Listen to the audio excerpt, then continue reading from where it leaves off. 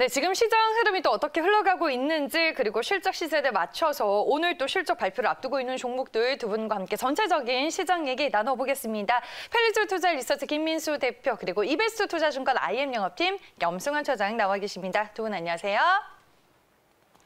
네, 일단은 뭐 금과 은 그리고 구리 가격 등이 최근에 이제 뭐 사상 최고가를 기록을 하고 있는 상황입니다. 전일 고려 아연을 포함해서 비철금속 관련 종목들이 또 시장 안에서 떠오르게 됐는데 뭐 금값과 함께 이제 지금 시장 분위기가 좀 달아오르는 듯한 분위기가 연출이 되고 있습니다. 이 분위기가 시장 안에서는 좀 당분간 이어질까요, 차장님? 네, 뭐 금값이 이게 어쨌든 금도 사실 이제 예전에 보면 그냥 안전자산이라는 이제 인식이 강했는데 이제 그게 아니라 금도 하나 이제 유동성을 기반으로 해서 좀 최근에 강세가 이어지고 있다. 이렇게 좀 보시면 좋을 것 같고 금이 이제 이렇게 강한 배경에는 뭐 두 가지로 보시면 될 것 같아요. 일단 첫 번째는 달러가 계속 약세라는 거. 달러 약세가 어제도 보니까 이제 미국에서 또 달러가 좀 빠지면서 계속해서 유동성 증가에 대한 이제 기대감들이 금 시장에도 녹아드는 것 같고 이제 두 번째로는 실질금리랑 이제 역외관계라고 하더라고요. 그러니까 실질금리가 우리가 흔히 말하는 이제 명목이자라는 게 그냥 미국의 10년 만기 국채 금리라고 생각하시면 돼요. 그거랑 거기서 이제 물가 상승률, 뭐 유가 같은 이제 물가 상승률을 이제 뺀 건데 그게 지금 최근에 그 미국 같은 경우 이제 10년 만기 국채 금리의 실질 금리가 지금 마이너스 0.9%로 갑니다. 그러니까 이게 마이너스라는 얘기는 실질 금리가 그냥 계속 떨어진다는 얘기예요.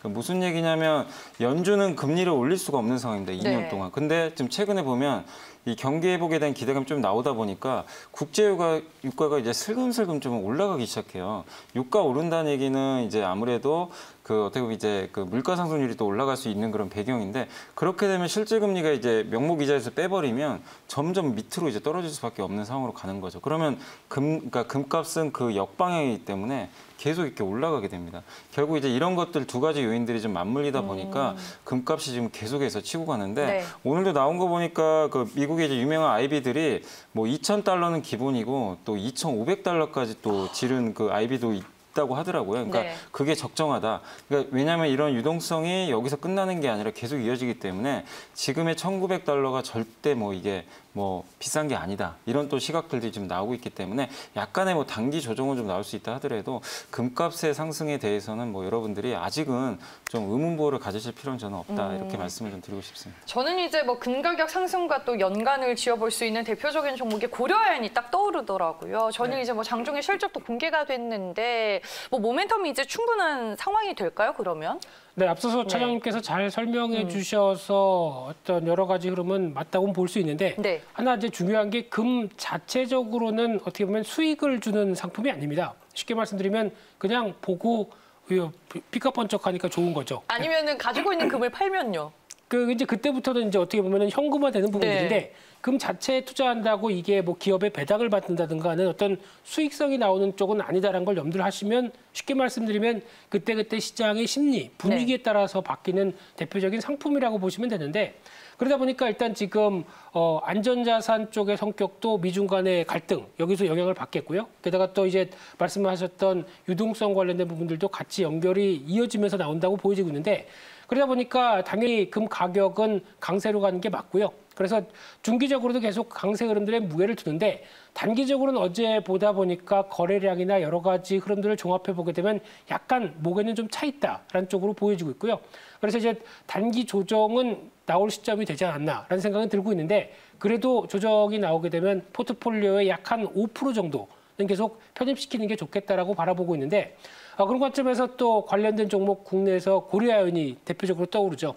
과거에는 금 관련주로 해서 엘컴텍이라든가 뭐 정산해강 이런 종목들도 움직였었는데 지금은 전혀 아닙니다. 그러다 보니까 조금 더 실체적인 종목 쪽으로 간다라는 관점 쪽에서 봤을 때 고려아연에 대한 기대감은 조금씩 높아진다라고 볼 수 있는 상황이고요. 그런 쪽으로 봤을 때는 일단 지금 추세는 나쁘진 않은데 그렇다고 단기 가격 부담에서 쫓아가진 말자. 좀 조정권은 계속 노려보자. 이렇게 말씀드리겠습니다. 네, 알겠습니다. 저희가 또 최근에 금값이 기업들이 9년 만에 사상 최고치를 기록하면서 시장 안에서 어떤 의미로 받아들여야 할지 전체적인 흐름과 종목 얘기로 나눠봤고요. 오늘 이제 금일 실적 발표를 앞두고 있는 종목들 두 분과 하나하나씩 짚어보겠습니다. 먼저 삼성 SDI입니다. 2분기 실적 예상치 보시면요. 매출액은 2조 4,548억 원으로 전년 대비 2% 증가 예상이 되고요. 영업이익은 전년 대비 55% 급감한 708억 원으로 추정이 되고 있습니다.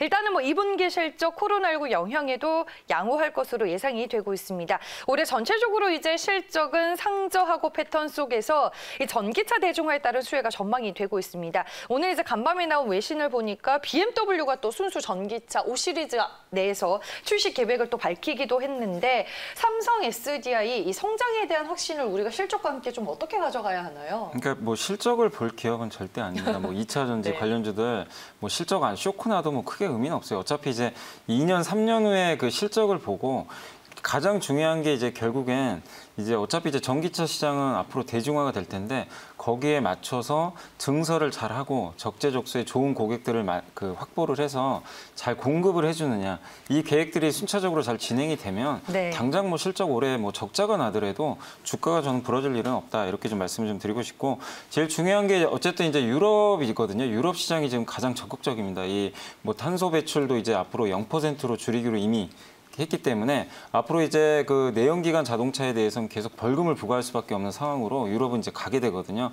그렇게 하면 이제 유럽이 중요한데 유럽에서 제일 중요한 게 독일이고 독일의 또 상징이 BMW인데 방금 말씀하신 대로 BMW의 예전에 이제 i3 모델이 이제 삼성 SDI가 이제 납품을 했었죠. 네. 순수 전기차의 배터리를. 근데 이번에 그 이제 5 시리즈가 이제 사실 상징적인 모델이잖아요. 그쵸. 거기에 이제 순수 전기차가 된다는 건 이제 BMW도 이제 이쪽으로 드라이브를 걸기 시작했다는 굉장히 좀 중요한 어쨌든 이제 빅 이벤트가 좀 발생했다고 봅니다. 그래서 그쪽에 관련돼서 BMW 관계가 동독한 게 또 삼성 SDI고 또 관련 기업으로는 또 중소형주 중에 동아기업이라는 기업도 그쪽에 좀 그 연관이 좀 돼 있다고 하더라고요. 그래서 이 두 기업들이 어쨌든 뉴스에 좀 오늘 좀 반응을 할 가능성은 좀 분명히 높다고 보는데 어쨌든 실적은 좀 미달하더라도 여러분들이 거기에 포커스를 맞추지 마시고 어쨌든 향후의 이벤트에 대해서 주목하시고 그리고 또 이번에 이제 이재용 부회장과 정의선 뭐 부회장이 서로 만났잖아요. 네. 만나서 얘기한 게 결국 삼성 SDI가 잘하는 게 이제 지금 논문을 냈지만 전고체 배터리입니다. 이 전고체 배터리에서 이제 국내에서 가장 좀 앞서가는 기업이고 2027년도로 이제 상용화를 못 박았는데 그게 순차적으로 될지 모르겠지만 분명히 거기에 대한 이제 메리트는 분명히 있으니까 SDI도 LG화학과 비교들 많이 하시는데 사실 LG화학이 훨씬 더 지금 덩치로 보면 크죠. 크고 그 삼성 SDI가 5위권이니까 좀 아직은 좀 작은 부분이지만 그래도 증설을 통해서 차근차근 또 어느 정도 그 갭을 줄일 수 있는 그런 부분들이 있기 때문에 삼성 SDI에 대해서도 좀 긍정적인 시각 계속 유지하시면서 결국 시간이 좀 지나면 뭐 40만 원 충분히 돌파할 가능성이 있다 이렇게 좀 말씀을 드리겠습니다. 네, 알겠습니다. 성장성 충분하다라고 또 코멘트를 해주셨습니다. 다음 또 오늘 실적 발표를 앞두고 있는 삼성전기 보겠습니다. 2분기 실적 예상치 보시면요. 매출액은 1조 7,532억 원입니다. 영업이익은 전년 대비 34% 감소한 958억 원으로 추정이 되고 있습니다. 뭐 삼성전기도 뭐 다른 종목들과 마찬가지로 2분기 실적이 연중 저점일 것으로 지금 추정이 되고 있습니다. 하지만 하반기에는 우호적인 환경 변화 속에서 실적 개선을 이끌어낼 것이다. 뭐 이런 증권사들의 리포트는 많은데 지금 삼성전자 이재용 부회장이 MLCC에도 미래를 걸고 있잖아요. 네, 네. 이것저것 다 챙기시죠? 지금 바쁘실 네. 것 같습니다만 일단 IT 부품의 대표 주자라고 봤었을 때 당연히 상반기는 실적 안 좋겠죠. 네. 그런 쪽에 대한 흐름이다 보니까 이번에 실적 발표에 대한 기대감은 전혀 없다라고 보면 될 것 같고요. 그런데 항상 또 시장의 관심은 하반기에 얼마만큼 개선될 것이냐, 그에 따른 속도, 이쪽이 관건이라고 봤을 때 그래도 기대감은 높아진다라고 하게 되면 이런 부분들이 최근에 주가에 반영되고 있다라고 보시면 될 것 같고요. 그러다 보니까 일단 지금 이제 스마트폰 관련된 쪽에서 동향을 보게 되면 일단 실적을 가장 안 좋게 했던 대표적인 원인이겠죠. 근데 이쪽을 보게 되면 하반기에 그래도 이제 프리미엄 폰들 나오기 시작하는데 뭐 어떤 차이가 뭐냐라고 했을 때 또 얘기할 수 있는 게 카메라 쪽입니다. 그렇게 되면 카메라 모듈 관련돼서 삼성 쪽에 거의 어떤 전담하고 있다라고 보게 되면 삼성전기에 대한 변화 기대감이 또 높다고 봐야 될 것 같고요. 네. 그런 쪽으로 봤을 때 이런 카메라 모듈과 관련된 흐름들로 본다라고 하게 되면 여전히 기대감이 높아지는 가운데 최근에 애플 납품 이슈도 좀 있었잖아요. 그렇죠. 네. 이제 아마 또 이제 그동안 중국의 여러 가지 이어졌던 또 공급 체인들이 약간 이제 배제가 되고 그를 또 대체한다라고 하게 되면 살짝 더 기대감이 올라가는 건 현실이라고 봐야 될 것 같고요. 하지만 수주 얘기들 본격적으로 나온지도 체크를 해야 될 것 같은데 네. 더 중요한 건 또 MLCC죠. 지금까지는 어떤 이제 뭐 산업의 쌀이다 이런 쪽으로 보여지면서 여러 가지 쪽에 대한 얘기가 많았다가 이번에 전기차 관련된 쪽에서의 커지는 부분들 쪽에서 그래도 기대감이 높아진다라고 하게 되면 당연히 하반기에 대한 눈높이가 높아진다라는 쪽으로 보여지고 있고요. 네. 그런 쪽으로 보면 최근에 주가 동향을 보게 되면 특히 외국인과 기관 쪽에서의 어떤 관심도가 상당히 높아졌습니다. 그러다 보니까 최근에 한 12만 5천 원대에서 크게 안 밀리고 어떤 반등 시도가 들어온다는 관점으로 보게 되면 역시 했던 시장의 지수대와 같이 연결해서 볼 수 있는 상황이라고 봐야 될 것 같고요. 중기적으로는 일단 고점대, 직전 고점대와 연결되는 15만 원대 안착한다라고 하게 되면 지난 또 고점 영역이었던 16만 6천 원대 이 부분까지도 시도가 들어올 수 있는데 일단 그래도 실적의 회복 속도를 봐야 되겠죠. 그런 쪽에서 일단은 추가 상승 여력은 열어놓은 게 좋겠다 이렇게 말씀드리겠습니다. 네, 알겠습니다. 삼성전기 저희가 또 종목으로 만나봤습니다. 오늘 현대제철도 2분기 실적을 공개할 예정입니다. 실적 예상치 보시면요. 매출액 같은 경우에는 전년 대비 19.80% 감소한 4조 4,688억 원 예상이 되고 있고요. 212억 원의 영업손실 예상이 되고 있습니다. 그래도 뭐 코로나19 사태도 나름 선방한 2분기 실적 예고가 되고 있습니다. 느리지만 분명한 실적 개선이 또 한편으로는 전망이 되고 있고요. 최근에 이제 수소경제 모멘텀이랑도 좀 엮여 있잖아요. 네, 그러니까 이 현대제철 최근 올랐던 건 이제 수소, 부생수소 네. 만드는 이제 회사로 갑자기 이제 부각이 되면서 급등하는데 뭐 이게 수소 만드는 방법이 되게 다양하잖아요. 물을 전기 분해하는 게 가장 좋지만 그게 현실적으로 전기가 워낙 많이 소모되니까 부생수소라 그래가지고 이제 화학이나 철강 회사들이 이렇게 여러 가지 제품들을 만들 때 거기서 이제 뭐 개질 공정이라고 하는데 그 공정을 통해서 일부 나오는 게 수소라고 합니다. 그래서 그런 이제 수소를 이제 현대제철도 당연히 뭐 공장에서 어느 정도 이제 나오다 보니까 그걸 이용해서 이제 생산을 하고 있다고 하는데 지금 연간 생산 규모가 한 3,500톤 정도 되고 넥소 17,000대가 1년간 운영할 수 있는 그런 규모라고 하더라고요. 그래서 규모가 그렇게 적은 편은 아닌데 어쨌든 이게 매출 비중이 그렇게 아직은 크지는 않습니다. 이게 현대제철은 어쨌든 뭐 이 고로를 이용한 어쨌든 철강 제품, 특히 이제 자동차용 강판 쪽이 좋아져야 실적이 좋아질 수밖에 없는데 수소는 그냥 뭐 어떻게 보면 이제 주가를 좀 올릴 수 있는 그냥 단기 모멘텀으로만 좀 작용을 했지 회사 실적을 좌지우지할 정도는 아니거든요. 그리고 금속 분리판도 만든다고 하는데 이게 이제 세종공업하고 좀 경쟁을 하고 있어요. 세종공업이 이번에 또 현대차 넥소에 뭐 납품을 했다라고 하는데 현대제철이 또 그룹사인데 좀 경쟁을 한다는 게 좀 그렇긴 하지만 어쨌든 두 회사가 경쟁을 하는데 세종공업은 당연히 회사가 작기 때문에 이 금속 분리판 수주를 하게 되면 굉장히 회사 매출에 도움이 되겠죠. 근데 네. 현대제철은 주력이 그게 아니거든요. 매출 비중이 워낙 작기 때문에 그 금속 분리판 자체 뭐 수주하는 건 좋지만 당장 주가를 뭐 끌어올릴 만한 그런 동인으로 좀 작용하기는 저는 좀 어렵다고 봅니다. 그래서 현대제철에서 중요한 건 사실 수소보다는 앞으로의 그런 이제 그 철강에 대한 이제 그 수요라든가 공급에 대한 이슈가 좀 필요한데 가장 중요한 건 포스코랑 다르게 이 회사는 자동차용 강판 매출 비중이 높기 때문에 결국 현대차의 실적이 좋아지고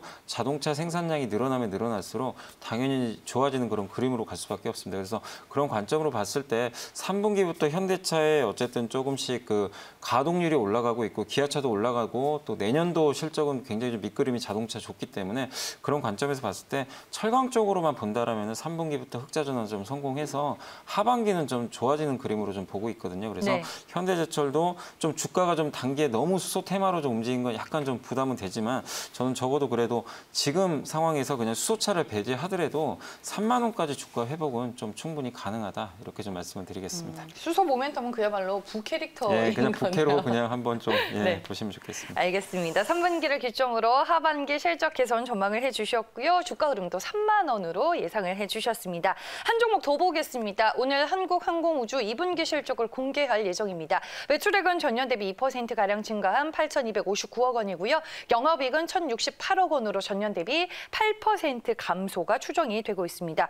2분기 실적 지키기는 일단 성공이 될 듯합니다. 그리고 하반기 신규 수주 증가 또한 기대가 되고 있는 상황인데 실적 그리고 수주에 대한 기대감을 안고 가도 괜찮은 거예요?